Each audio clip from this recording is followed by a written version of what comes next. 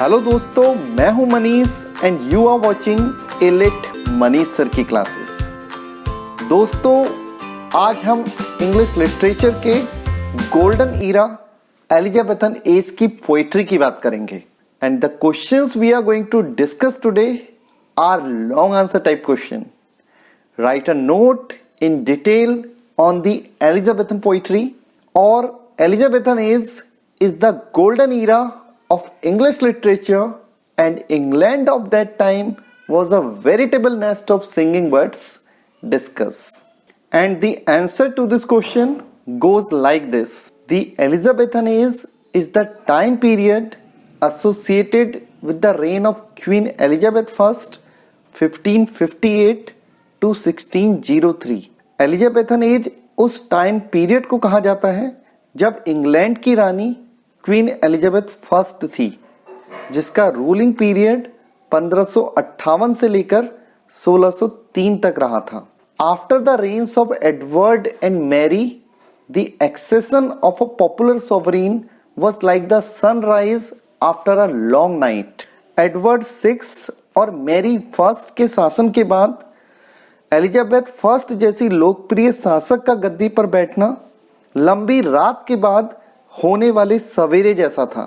In Milton's words, we suddenly see England, a noble and puissant nation, rousing herself like a strong man after sleep and shaking her invincible locks. English literature के महान कवि John Milton ने कहा है कि queen Elizabeth के गद्दी पर बैठने के बाद हमने इंग्लैंड को अचानक एक श्रेष्ठ और शक्तिशाली राष्ट्र के रूप में देखा, जो कि गहरी नींद के बाद जागे हुए स्ट्रॉन्ग मैन के समान था, और इंग्लैंड ने क्वीन एलिजाबेथ के शासनकाल में ही अपने आप को इनविंसिबल लॉक्स यानी कि अटूट बेड़ियों से आजाद किया था। It is often considered to be a golden age in English history. Elizabethan age को सामान्यतः golden age of English literature यानी कि साहित्य के स्वर्णिम युग के रूप में जाना जाता है। By the time of Elizabethan as, Renaissance, the reawakening of mind had made itself strongly felt in England. Elizabethan age के समय तक रेनेसा यानी कि पुनर्जागरण ने इंग्लैंड में भी अपनी उपस्थिति दर्ज करा ली थी। This age witnessed the height of the English Renaissance and full flowering of English literature। और यही वो एज था जो इंग्लिश रेनेसांस की ऊंचाइयों का और इंग्लिश लिटरेचर की फुल फ्लोरिंग का गवाह बना था। In this age we had sir Francis Bacon in the field of prose. In poetry we had the poets like Spenser and in drama we had Shakespeare. Elizabethan age में अगर prose के क्षेत्र में father of English essays sir Francis Bacon आए, poetry के क्षेत्र में कवियों के कवि एडमंड स्पेंसर आए, तो ड्रामा के क्षेत्र में विलियम शेक्सपियर का नाम एज ए ड्रामाटिस्ट कौन भूल सकता है दोस्तों। However, in the Elizabethan age, poetry along with drama emerged as the most popular form. फिर भी एलिजाबेथन एज में ड्रामा के साथ साथ पोइट्री भी सबसे लोकप्रिय विधा के रूप में सामने आई। Thomas Wyatt, William Shakespeare, Edmund Spenser, Philip Sidney, Earl of Surrey, Henry Howard, the poetic luminaries of the age composed innumerable sweet lyrics of verses. इस एज में आए poetic luminaries Wyatt, Shakespeare, Spenser, Sidney और Henry Howard ने कई सारे sweet lyrics और verses लिखे। At that time England was a veritable nest of singing birds. इसीलिए उस समय इंग्लैंड सिंगिंग बर्ड्स के नेस्ट के समान हो गया था। Elizabethan poetry includes sonnets, lyrics, elegies, stanza forms like blank verse, Spenserian stanza etcetera. और एलिजाबेथन पोइट्री में हम सोनेट्स को, लिरिक्स को, एलिजीज को और नए नए स्टैंजा फॉर्म्स जैसे ब्लैंक वर्स, और स्पेंसरियन स्टैंजा को देखते हैं। आने वाली स्लाइड्स में we will discuss these things one by one. So let's come to the next slide now. Perhaps the best known innovation of Elizabethan poetry is the sonnet writing. शायद Elizabethan poetry का सबसे प्रसिद्ध innovation sonnet writing ही थी। Sonnet was first originated in Italy by the Italian poet Petrarch, who divided his sonnet in octave, the first 8 lines, and sestet, the last 6 lines. Sonnet सबसे पहले Italy में Italian poet Petrarch के द्वारा लिखे गए थे, जिसने सोनेट में आने वाली 14 लाइंस को 8 और 6 लाइंस में डिवाइड किया था। फर्स्ट 8 लाइंस को उसने ऑक्टेव और लास्ट 6 लाइंस को सेस्टेट का नाम दिया था।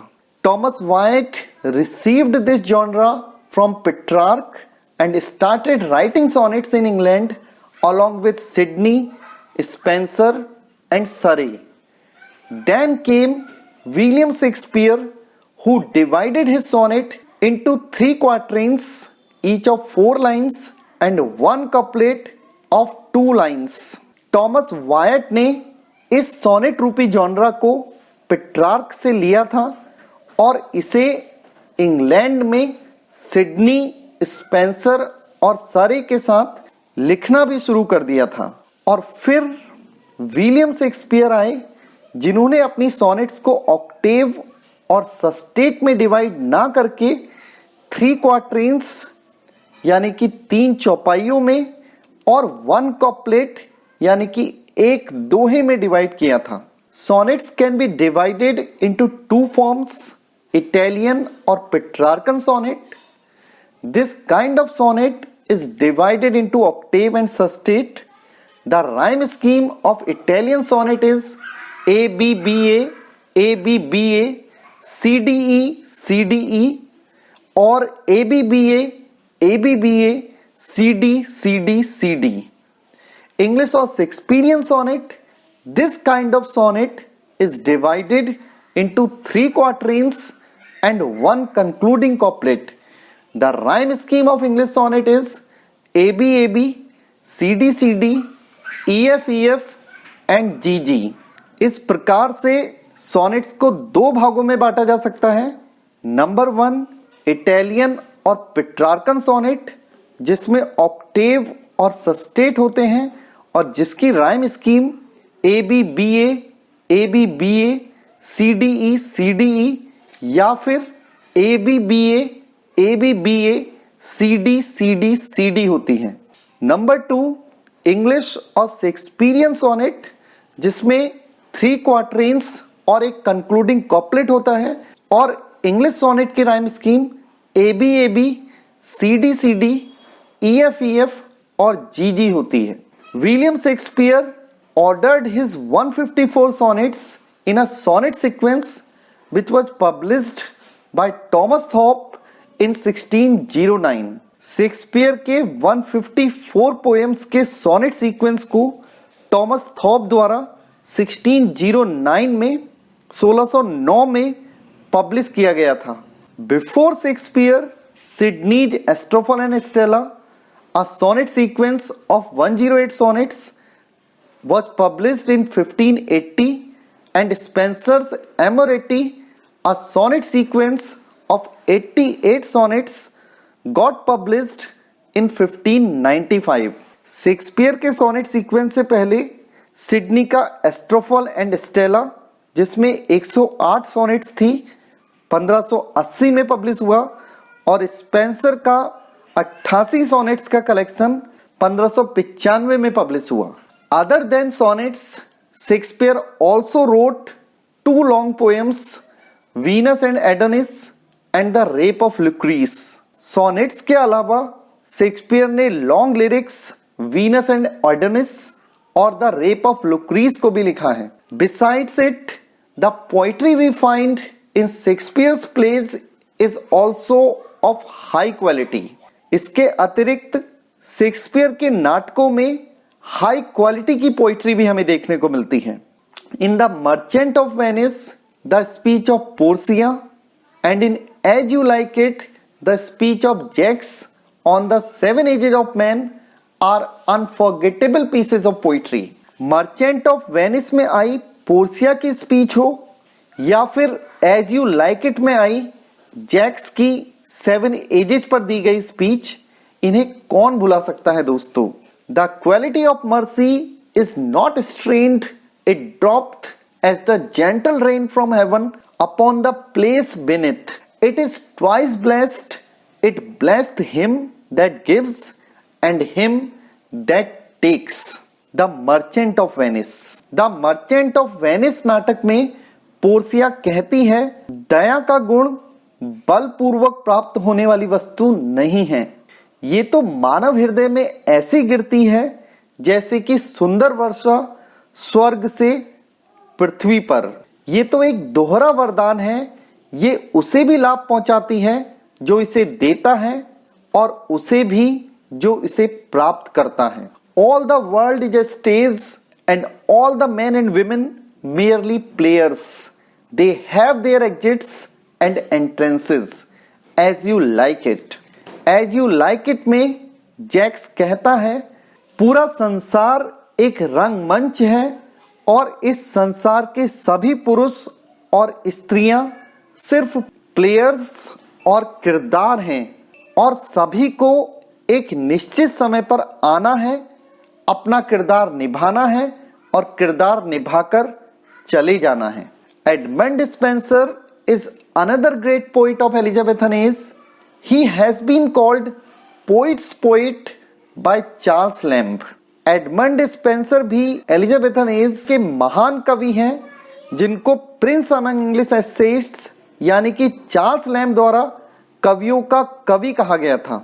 Spenser's popular works are The Shepherd's Calendar, a pastoral poem, The Fairy Queen, an allegory, and Astrophel, an elegy, which he wrote on the death of Sir Philip Sidney. और फिर हमने Spencer के famous works के नाम लिखे हैं। The shepherd's calendar जो कि एक पेस्टोरल पोएम है, द फेरी क्वीन जो एक एलिगरी है और एस्ट्रोफल एक एलिजी है दोस्तों, जो उसने अपने दोस्त सर फिलिप सिडनी की डेथ पर लिखी थी। Spenser is also famous for his sonnet which is called after him the Spenserian sonnet. The rhyme scheme of Spenserian sonnet is ABAB, BCBC, CD EE।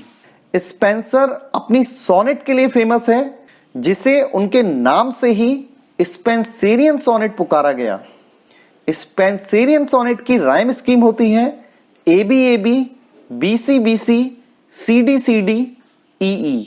The Spencerian stanza is also an innovation of Spencer. It is a stanza of 8 iambic pentameter lines followed by a 9th line of 6 iambic feet and Alexandrine. The rhyme scheme is ABAB, BCBC, C. Spencerian stanza भी Spencer के innovations में से एक है। ये एक ऐसा stanza होता है दोस्तों जिसमें टोटल 9 लाइंस होती हैं। शुरू की 8 लाइंस आयम्बिक पेंटामीटर में लिखी जाती हैं और लास्ट यानी कि 9th लाइन में 6 आयम्बिक फीट होते हैं, जिसको कि एक एलेक्जेंड्रीन कहा जाता है। और स्पेंसेरियन स्टेंजा की राइम स्कीम होती है ABAB, BCBC, C. The verse form which became very popular in Elizabethan age was blank verse. Blank verse is a poetry written in regular metrical pattern but with unrhymed lines. वो verse form जो Elizabethan age में बहुत popular हुई थी दोस्तों, उसका नाम था ब्लैंक वर्स। ब्लैंक वर्स वो पोइट्री होती है जिसमें रेगुलर मीट्रिकल पैटर्न तो पाया जाता है लेकिन लाइंस अनराइम्ड ही रहती हैं।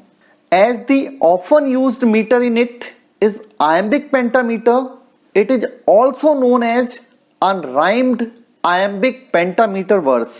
चूंकि ज्यादातर यूज होने वाला मीटर आयम्बिक पेंटामीटर ही होता है, इसीलिए ब्लैंक वर्स को अनराइम्ड आयम्बिक पेंटामीटर वर्स के नाम से भी जाना जाता है। Henry Howard the earl of Surrey is considered as the first poet to use blank verse in English literature. This form was also used by other Elizabethan writers like Christopher Marlowe, William Shakespeare, Ben Jonson, etc. Ben Jonson called Marlowe's blank verse mighty line. The Earl of Surrey, Henry Howard को पहला ऐसा poet माना जाता है दोस्तों जिसने blank verse का प्रयोग इंग्लिश लिटरेचर में किया था। और फिर ब्लैंक वर्स रूपी इस फॉर्म का प्रयोग Elizabethan writers Christopher Marlowe, William Shakespeare, Ben Jonson आदि ने भी किया। और क्रिस्टोफर मार्लो द्वारा यूज की गई ब्लैंक वर्स को तो बेन जॉनसन ने माइटी लाइन के नाम से पुकारा। At last we can say Elizabethan age is the most splendid age in the history of English literature. Shakespeare's sonnets, Spenser's pastoral and allegorical poems set an example to the ages to come. Elizabethan age English literature की history की सबसे splendid as है। Shakespeare की sonnets, Spencer's के pastoral और allegorical poems ने आने वाले युगों के लिए एक एग्जाम्पल सेट करने का काम किया था। With this I wind up today's class, friends. We'll be meeting once again with another useful lecture. तब तक के लिए धन्यवाद।